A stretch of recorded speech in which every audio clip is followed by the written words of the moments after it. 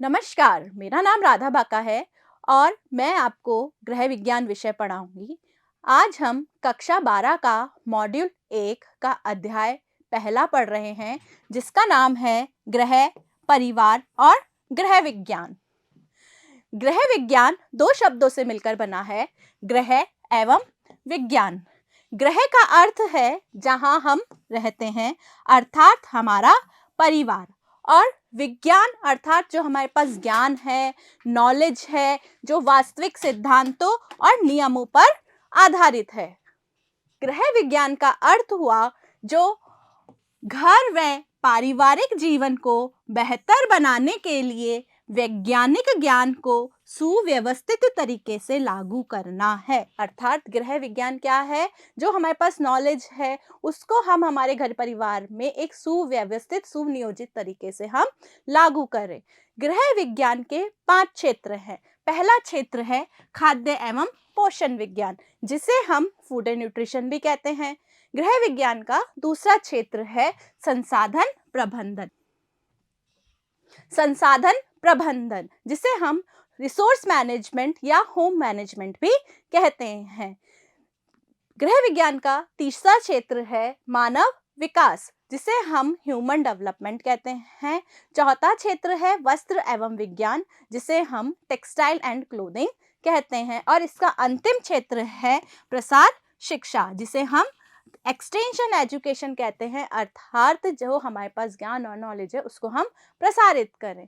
अब जो गृह विज्ञान का पहला क्षेत्र है खाद्य एवं पोषण विज्ञान, जिसके अंदर विभिन्न घटकों को हम पढ़ते हैं। जैसे नाम से ही हमें पता चल रहा है कि खाद्य विज्ञान का अर्थ है भोजन से संबंधित, तो हम इसमें भोजन, पोषण, आहार नियोजन, पोषण के स्तर, स्वास्थ्य और रोगियों की देखभाल कैसे की जाए, खाद्य का कैसे क्रय किया जाए, उसका भंडारण कैसे किया जाए, और खाद्य का परिरक्षण अर्थात उसको लंबे समय तक हम कैसे सुरक्षित रख सकते हैं।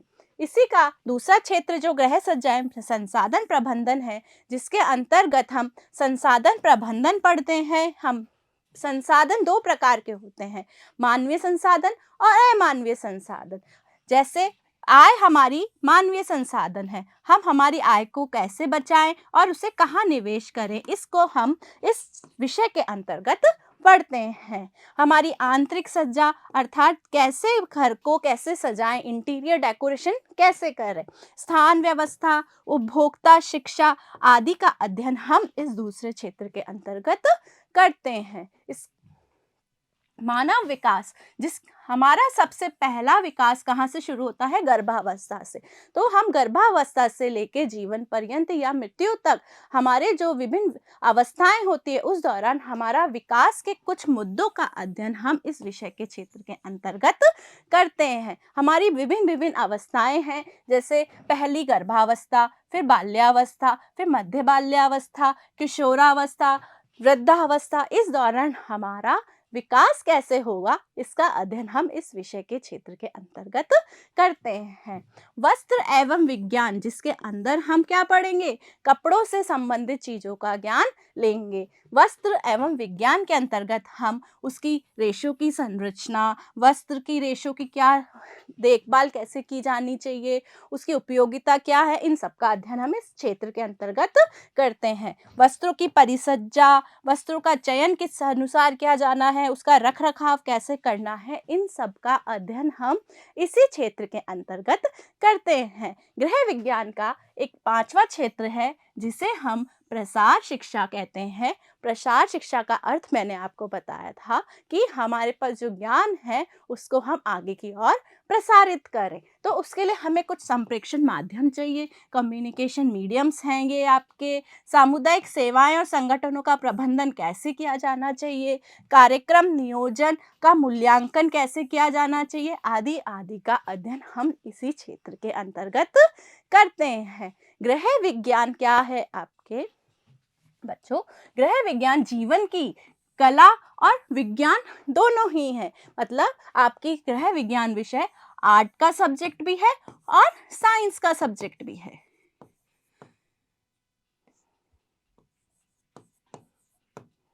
कैसे, इसको मैं छोटे से उदाहरण से आपको समझाती हूँ। गृह विज्ञान विषय का एक क्षेत्र हमने पढ़ा खाद्य एवं पोषण विज्ञान, जिसके अंतर्गत हम भोजन से संबंधित चीज़ों का ज्ञान लेते हैं, जिसमें हम भोज्य समूह जानते हैं। ये भोज्य समूह कैसे होते हैं? आपके 5 भोज्य समूह मुख्य होते हैं, जैसे अनाज, दालें, दूध एवं दूध से बने पदार्थ,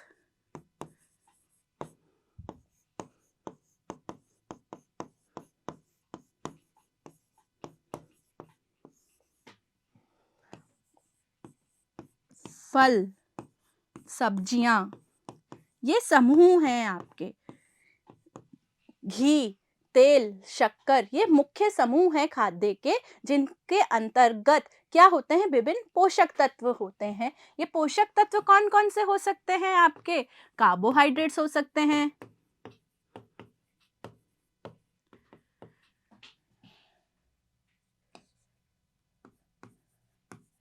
कार्बोहाइड्रेट्स हो सकते हैं, प्रोटीन, वसा, ये सभी हमारे पोषक तत्व हैं। इन खाद्य समूह में इन्हें अनाज का समूह इसलिए कहा गया है क्योंकि जो जैसे गेहूं, जौ, चना, बाजरा, ये सभी मिला के क्या बना लेते हैं? एक ग्रुप बना लेते हैं, एक समूह बना लेते हैं, इसलिए इन्हें अनाज का समूह कहते हैं। और इसके अंतर्गत ही आपके क्या है? विभिन्न पोषक तत्व है, और ये पोषक तत्व मिलकर क्या बनाते हैं?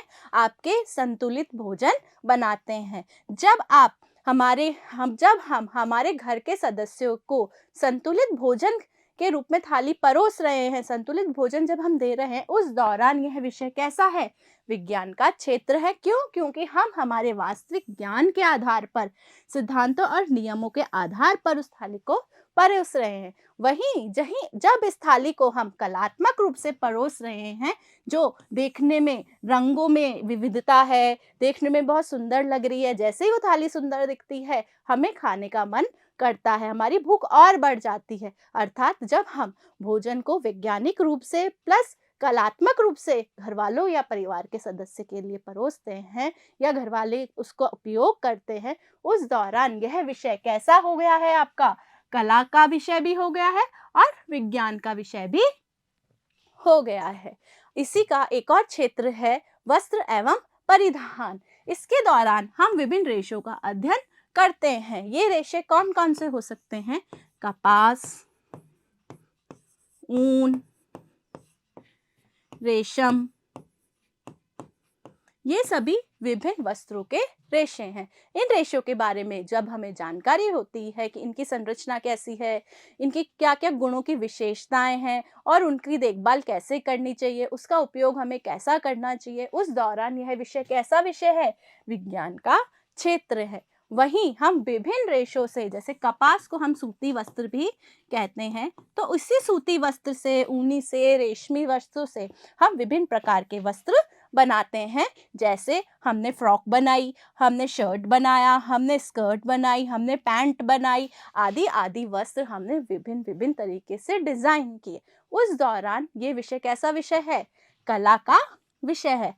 इन वस्त्रों पर हम क्या करते हैं? विभिन्न कढ़ाइयाँ करते हैं, हम रंगाई करते हैं, हम छपाई करते हैं, जिस पर हमारी कला दिखती है, हम कलात्मक रूप से उसको दिखाते हैं। उस दौरान यह विषय कैसा विषय है? कला का क्षेत्र है। अर्थात हम दोनों उदाहरण से ये बता सकते हैं कि गृह विज्ञान दैनिक जीवन की कला भी है और विज्ञान भी है। अब हम देखें बच्चों, यह गृह विज्ञान विषय हम पढ़ रहे हैं, तो उसका हमारे जीवन में क्या महत्व है? देखिए, सबसे पहला हमारा व्यक्तिगत महत्व है, दूसरा हमारे घर और पारिवारिक महत्व है, और तीसरा हमारे लिए आर्थिक स्थायित्व के महत्व है। अब हम देखते हैं कि व्यक्तिगत महत्व कैसे है। व्यक्तिगत महत्व का मतलब है जो हमारे पास वैज्ञानिक ज्ञान है, उसका उपयोग हम किस में करें? हमारे घर गृहस्थी के दायित्वों के अंदर करें, ताकि हम हमारे जीवन का दक्षतापूर्ण निर्वहन कर सकें। साथ ही साथ गृह विज्ञान विषय है, उससे हमें रोजगार भी उपलब्ध हो ताकि हम आर्थिक रूप से भी संबल हो सके, तो हम स्वरोजगार और वैतनिक सेवाओं के लिए भी अपने आप को क्या करते हैं, तैयार करते हैं। अब हम देखें कि गृह विज्ञान विषय के घर और पारिवारिक जीवन में क्या महत्व है। घर और पारिवारिक जीवन में क्या महत्व है, देखिए हमने अभी गृह विज्ञान विषय के विभिन्न विभिन्न क्षेत्रों को देखा, अर्थात हमने विभिन्न विभिन्न क्षेत्रों से विभिन्न विभिन्न विषयों को पढ़ा। तो उनको पढ़कर हम हमारे जीवन स्तर में वृद्धि कर सकेंगे, जिससे क्या होगा, हमारा पारिवारिक जीवन भी सुदृढ़ होगा।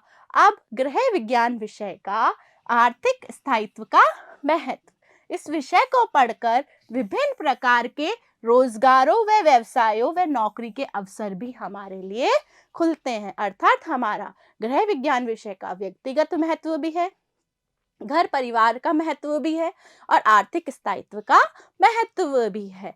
गृह विज्ञान विषय से हमने कुछ कुछ भ्रांतियां सभी लोगों से सुनी होगी, जैसे गृह विज्ञान विषय क्या है, सिर्फ और सिर्फ खाना पकाना है, सिलाई करना है, गृह सज्जा करना है या बच्चों की सिर्फ देखभाल करना ही सिखाता है। या हमने ये भ्रांति भी सुनी है कि इस विषय को अर्थात गृह विज्ञान विषय को केवल लड़कियों को ही पढ़ना चाहिए। क्यों? क्योंकि घर गृहस्थी भविष्य में क्या है, इन्हें ही तो घर संभालना है। ये गृह विज्ञान विषय की भ्रांति है। एक भ्रांति हमने यह भी सुनी है कि जब लड़कियां गृह कला अपनी माँ से ही सीख सकती है तो गृह विज्ञान विषय क्यों पढ़ें। एक भ्रांति यह भी है कि गृह विज्ञान विषय को पढ़ने के बाद में हमें कोई भी व्यावसायिक अवसर नहीं प्राप्त होते हैं, तो इस विषय को पढ़ने का क्या औचित्य है। देखिए, गृह विज्ञान विषय हमें गृह खाना पकाना, सिलाई करना, गृह सज्जा करना या बच्चों की देखभाल करना सिखाता है। तो यह हमें कैसी चीजें सिखाता है, यह हमें वैज्ञानिक आधार पर सिखाता है। उन वैज्ञानिक आधार पर हम हमारे जो जीवन के जो दायित्व हैं, परिवार के जो दायित्व हैं, उनको हम क्या है, सुदृढ़ता से और आसानी से निर्वहन कर सकते हैं। या अब ये जो दूसरी भ्रांति थी जिसमें कह रहा है कि लड़कियों का ही विषय है, आज का परिप्रेक्ष्य देखें तो आज के परिप्रेक्ष्य के अंतर्गत जहां महिलाएं बाहर जाकर काम कर रही हैं, वहीं पुरुष भी घर में अपना उत्तरदायित्व निभा रहे हैं। दोनों ही मिलकर अपने जीवन को आगे की ओर लेकर जाते हैं और दोनों ही मिलकर क्या है, अपने दायित्व को निभाते हैं। तो इसलिए यह विषय क्या है, केवल लड़कियों का तो हो ही नहीं सकता। तो इस विषय को लड़कों के लिए भी उतना ही उपयोगी होगा जितना कि वह लड़कियों के लिए उपयोगी है। हम हमारी माँ से बहुत कुछ सीखते हैं, हमारी मम्मी से हम बहुत कुछ चीजें सीखते हैं, लेकिन जब हम इस विषय को पढ़ते हैं तो इस विषय से हमें क्या है, वैज्ञानिक आधार पर हमें चीजों को सीखते हैं। इसको मैं आपको एक छोटे से उदाहरण से समझाती हूँ। हम सभी घर में क्या डालते हैं, अचार डालते हैं। अचार के अंतर्गत हम मसाले डालते हैं, उसमें तेल डालते हैं, पर वो हम क्यों डालते हैं, इसका हमें जानकारी तब होगी जब हम उसकी विषय के बारे में पढ़ेंगे।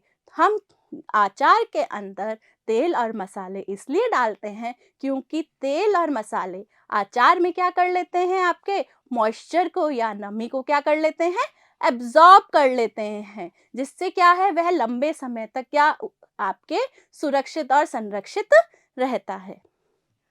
अब हम ये देखें कि व्यावसायिक अवसर हमें उपलब्ध नहीं होते हैं, इसके बारे में आपको मैं अभी इसी वीडियो के अंदर आगे आपको व्यावसायिक अवसर बताती हूँ। उससे पहले हम देख लें संबंधित रोजगारों की कुछ शब्दावलियां, जैसे आजीविका क्या है। आजीविका आपके जीविका को चलाने के लिए चुना गया पेशा क्या कहलाता है, आजीविका। इसको हम कह सकते हैं कि हमारी आत्म उन्नति के लिए चुना गया पेशा भी क्या कहलाता है, आजीविका कहलाता है। वहीं वेतनिक रोजगार क्या है आपके, हम किसी संगठन में, किसी ऑफिस में हम क्या करते हैं, वहां पर जाकर नौकरी करते हैं और नौकरी के बाद में हर महीने हमें तनख्वाह मिलती है या वेतन मिलता है। तो किसी संगठन या व्यक्ति के लिए कार्य करके जो वेतन कमाना है वह कैसा है? वैतनिक रोजगार है। अब देखिए स्वरोजगार क्या होता है? स्व का मतलब होता है स्वयं के लिए, अर्थात हमारा स्वयं का व्यवसाय जिससे हमें क्या प्राप्त हो? आय प्राप्त हो, वही क्या कहलाता है? स्वरोजगार कहलाता है आपका। उद्यमिता क्या है? लघु व्यापार से सीधी आय प्राप्त करना उद्यमिता है। हमने छोटे छोटे व्यवसाय खोले, उन छोटे व्यवसाय से हमें जो आय मिल रही है वह क्या कहलाएगा? उद्यमिता कहलाएगा। गृह विज्ञान के विषय को पढ़ने के पश्चात हमें वेतन के रूप में रोजगार प्राप्त हो सकता है या फिर स्वरोजगार के अवसर हमारे लिए खुलते हैं।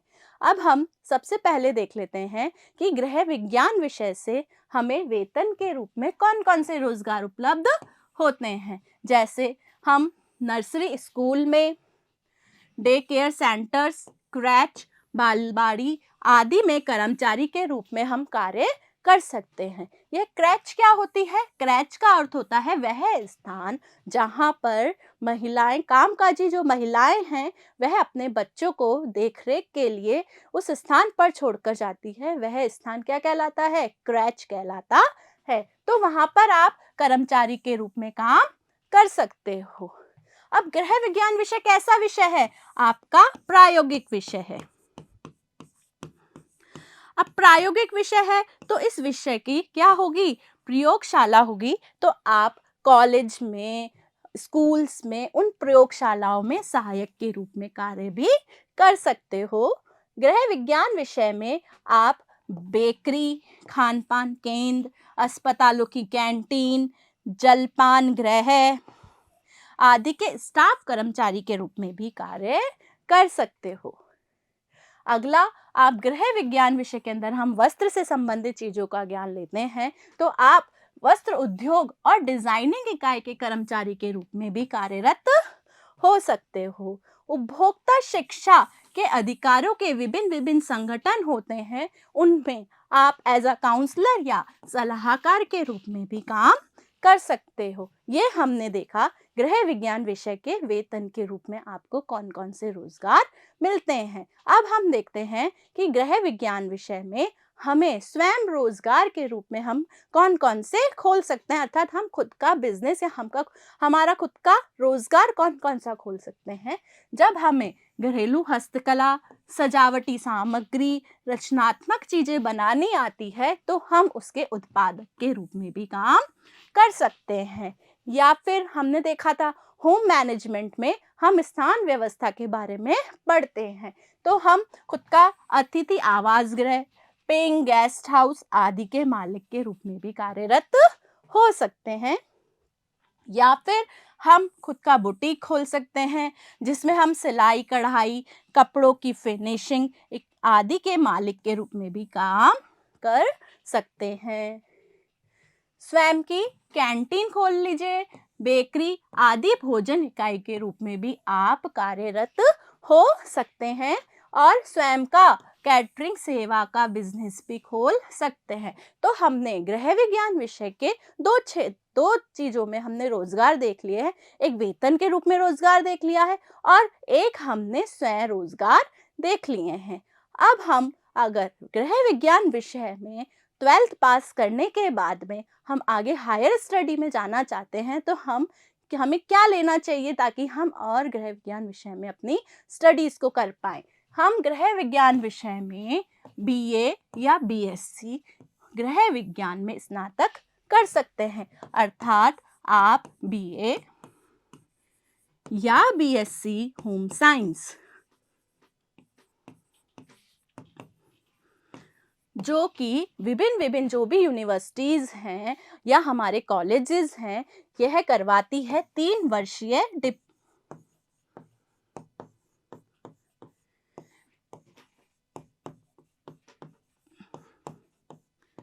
कार्यक्रम है जिसमें आप स्नातक की डिग्री ले सकते हो। अगर आप ये तो आपको रेगुलर करना पड़ेगा जिसमें आपको नियमित कॉलेज में जाना पड़ेगा। अगर आप नियमित विद्यालय नहीं जा सकते हो अथवा कॉलेज नहीं जा सकते हो तो आप दूरस्थ शिक्षा के माध्यम से भी आप अपनी पढ़ाई पूरी कर सकते हो। यह दूरस्थ शिक्षा कौन कौन सी है जिसके माध्यम से आप कर सकते हो? ये है, एक तो आप इग्नू या फिर कोटा ओपन,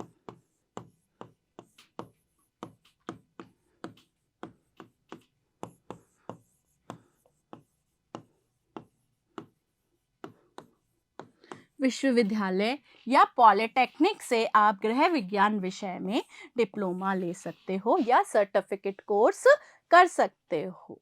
आशा करती हूँ कि आज आपको ये कक्षा समझ आई होगी और जो मैंने आपको बताया गृह विज्ञान विषय के बारे में वह सभी आप सीख पाए होंगे। आज हमने इस कक्षा में क्या क्या पढ़ा? गृह विज्ञान का अर्थ पढ़ा, गृह विज्ञान के क्षेत्र पढ़े, गृह विज्ञान के हमारे जीवन के लिए क्या है वो कला और विज्ञान दोनों हैं, उसके महत्व देखे और गृह विज्ञान विषय से संबंधित भ्रांतियों को देखा। साथ ही साथ हमने यह देखा कि अगर हम अग्रिम पढ़ाई करना चाहते हैं तो हमें आगे किस माध्यम से हम पढ़ाई कर सकते हैं। थैंक यू, धन्यवाद बच्चों।